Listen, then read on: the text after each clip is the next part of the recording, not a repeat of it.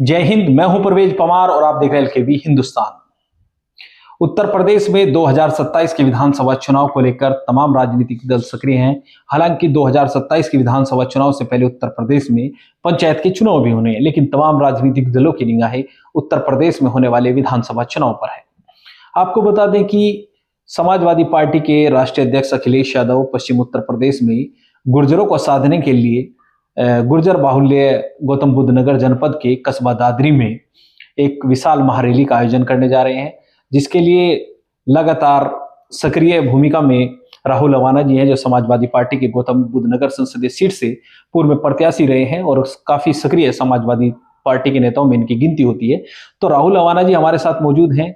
जिस तरह से 29 मार्च में इन्हीं के जनपद में गौतम बुद्ध नगर जनपद के दादरी में विशाल महारैली होने जा रही है, जिसमें राजनीतिक गलियारों में चर्चाएं हैं कि पश्चिम उत्तर प्रदेश में गुर्जरों को साधने के लिए अखिलेश यादव दादरी से शुरुआत कर रहे हैं। तो सबसे पहले तो अवाना जी आपका स्वागत। नमस्कार राहुल भाई, जिस तरह से 2027 के विधानसभा चुनाव को लेकर आपकी पार्टी ने तैयारियां शुरू कर दी है, खासकर सपा सुप्रीमो अखिलेश यादव ने दादरी में एक महारैली का ऐलान किया है कि दादरी में समाजवादी पार्टी एक महारैली से अपने चुनावी अभियान की शुरुआत करेगी और राजनीतिक गलियारों में चर्चाएं हैं कि दादरी में अगर रैली हो रही है तो पश्चिम उत्तर प्रदेश में समाजवादी पार्टी गुर्जरों को साधना चाहती है। तो किस तरह की तैयारियां महारैली को लेकर है?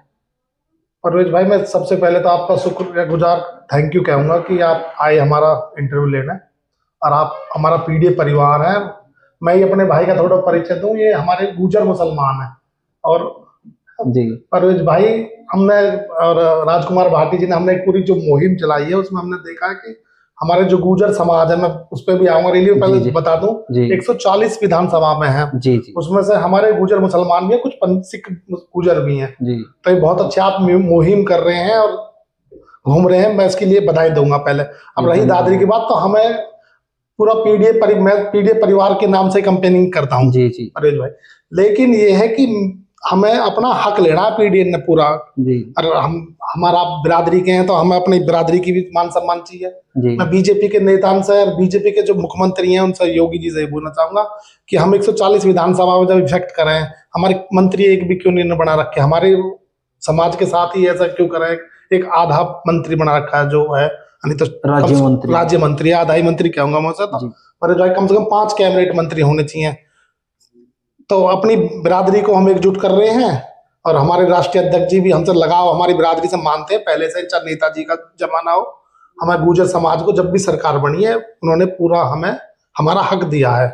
तो राहुल भाई, एक चीज बड़ी भारतीय जनता पार्टी से जुड़े नेताओं का जब वो इंटरव्यू करते हैं गुर्जर समाज से, तो कहते हैं कि भारतीय जनता पार्टी ने 3 लोगों को राज्यसभा में भेजा है गुर्जर समाज से, और उत्तर प्रदेश विधान परिषद में भी 3 सदस्य हैं, चाहे अशोक कटारिया जी हों, चाहे चौधरी वीरेंद्र सिंह जी हों, चाहे नरेंद्र भाटी जी हों, आपके जनपद से। बिल्कुल परवेज भाई, मैं बताऊंगा, लेकिन मंत्री क्यों नहीं बनाए इन्होंने? मेरे तो देखो, कैबिनेट मंत्री जब तक नहीं बनते, जब तक पूरी बिरादरी का कोई काम होता नहीं है। एमएलसी बनने से कौन से एमएलसी काम कराने में कोई सक्षम एमएलसी हैं या राज्यसभा भी हैं? वो कोई सक्षम नहीं है। वो सब हमारी पार्टी में था, तोड़ कर अपने में ले लिए इन्होंने, बीजेपी वाले ने।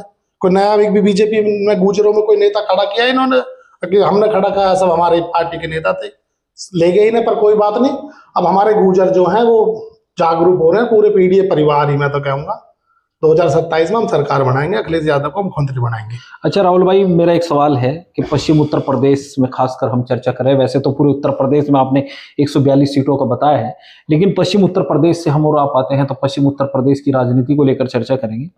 जिस तरह से लंबे समय से गुर्जर समाज बड़ी संख्या में भारतीय जनता पार्टी के पक्ष में वोट करता रहा है, तो क्या समाजवादी पार्टी 2027 में उस वोट को अपने पक्ष में लामबंद कर पाएगी? उसके लिए क्या रणनीति आप लोगों की है? परवेज भाई, हम पीडीए पहले तो हम गुर्जर चौपाल कर रहे थे, लेकिन हम पूरे पश्चिम उत्तर प्रदेश में का जो भी अपनी 142 विधानसभा है जहां, वहां हम पीडीए चौपाल कर रहे हैं जी। और अपने गुर्जर में एक कर रहे हैं। ये हमारा नेता जो हमारे अखिलेश जी कहते हैं, वो जो कमिटमेंट करें उसे पूरा भी करें। वो बेरोजगार ने नौकरी के जब वादा है तो मिलेगी, लैपटॉप बांट के दिखाए उन्होंने 22 महीने में 350 किलोमीटर का हाईवे बना के दिखाए हैं। तो 27,000 स्कूल जो योगी जी ने बंद करे, मैं परसों में भैया अखिलेश जी के साथ था, उनके हमने नोएडा का भ्रमण किया, 27,000 स्कूल जो बंद हुए वो वर्ल्ड क्लास पढ़ने हैं, वो बात हुई है मेरी भैया से। अच्छा, सोशल मीडिया पर आप भी काफी चर्चाओं में रहते हैं, पीडीए परिवार को लेकर आप एक मुहिम चलाते हैं। वो तो आप गुर्जर समाज से आते हैं, इसलिए हमने गुर्जर समाज से संबंधित आपसे सवाल किए हैं। लेकिन पीडीए परिवार एक मुहिम आपकी होती है, जब भी सोशल मीडिया पर आप आते हैं तो पीडीए परिवार को आप टारगेट करते हैं, यानी पीडीए परिवार से आप सांकेतिक रूप से जुड़ते हैं। जब भी आप कोई बात रखते हैं तो पीडीए परिवार उसमें जोड़ते हैं। तो लगातार आप सोशल मीडिया पर सक्रिय हैं, गरीबों की मदद में भी आपका लगातार वीडियो सोशल मीडिया के माध्यम से, हॉस्पिटल में भी लगातार आप किसी जरूरतमंद की मदद के लिए पहुंच जाते हैं। तो इस तरह की जो आपकी सक्रियता है समाज में, इसका कितना लाभ भविष्य में मानते हैं? परवेज भाई, मैं जब पीडीए परिवार कहता हूं तो मैं उसे निभाने की भी कोशिश करता हूं जी। अभी जब तबूपुरा में ही एक ठाकुर समाज के बच्चे को दलित के न पीटा, मैंने उसमें पूरी मदद करी उसकी। मैं अखिलेश जी से भी परिवार को मिलवा के लाया, मैंने आर्थिक मदद भी करवाई भैया से। जी जी। अभी कपसाड़ का जो मामला होगा तो वहां के दलित ने मेरे पास फोन करा, नेताजी आप भी हमारे यहाँ आओ। मैं वहां भी गया। तो जब मैं परेश भाई कहूँ पीडीए परिवार, तो मैं उसे निभाने की कोशिश करूँ। हालांकि मेरी विधानसभा नहीं थी वो, ना मेरी लोकसभा ही, पर एक मानवता बहुत बड़ी चीज है। अभी 4-5 दिन पहली घटना बताता हूँ। हमारे गांव में एक मुसलमान भाई है, कई पीढ़ी रह रही है उनकी, बड़ा हमारा आपस में भाईचारा है, बड़ा अच्छा माहौल है, हम सेकुलर लोग हैं, होना भी चाहिए।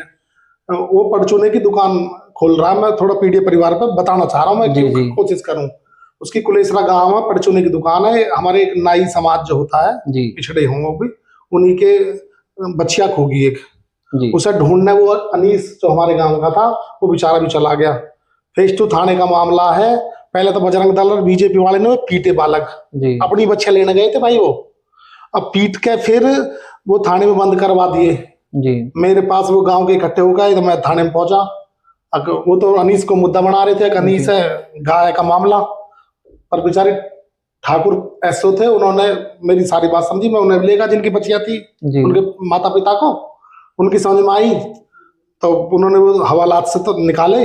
भले इतने में आ जाते हैं आरएसएस तो क्या कहूँ, बजरंग दल और बीजेपी के, वो कहे कि 50,000 रुपए लेंगे नेताजी ना छोड़ने के, हम मन के 1 रुपया ना देने दूं। तो इनकी मानसिकता क्या है बताओ। ये अगर कोई अनीस बच्चिया ले जा रहा था, उस पर पीटने का तो कुछ कहीं हुआ ही नहीं। भैया 50,000 रुपये मांग रहे थे, बड़े मुश्किल से मैंने उनका फैसला करवाया, फिर धमका कर डरा कर। तो ये है पीडीएन की आवाज उठा रहे हैं, पीड़ित है। योगी जी का बिल्डोजर हम पीडीएन पे क्यों चले, और इन पे भी चला दो। अब यहाँ 150 में घटना हुई, एक लड़का डूब के मर गया, 2 घंटा मांग करता रहा वो। मैं वहां भी गया था भैया जी। लेकिन परेश भाई, कोई पुलिस और डीएम ने कोई जवाब दे ही नहीं है। लड़का डूब के मर गया, अब बिल्डोजर क्यों ना चला, योगी जी को चला देते। एक तो बिल्डर पे भी, गरीबन पे चला बिल्डोजर भाई जी। अच्छा राहुल भाई, पीडीए में पिछड़ा तो आप भी पिछड़े समाज से आते हैं, लेकिन डी बड़ा फैक्टर है, दलित बड़ा फैक्टर है। और दलित के पास चंद्रशेखर आजाद और बहुजन समाज पार्टी विकल्प भी है। तो वो समाजवादी पार्टी या आपके इंडिया अलायंस के साथ क्यों आएगा, क्योंकि दोनों दल इंडिया अलायंस से बाहर हैं, बीएसपी और एएसपी।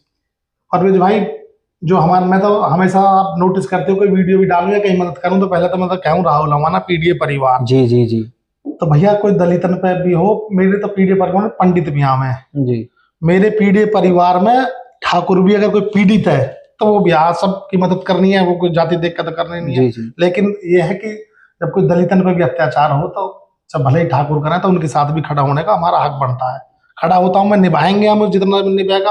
और भैया सब इंसाफ की लड़ाई है।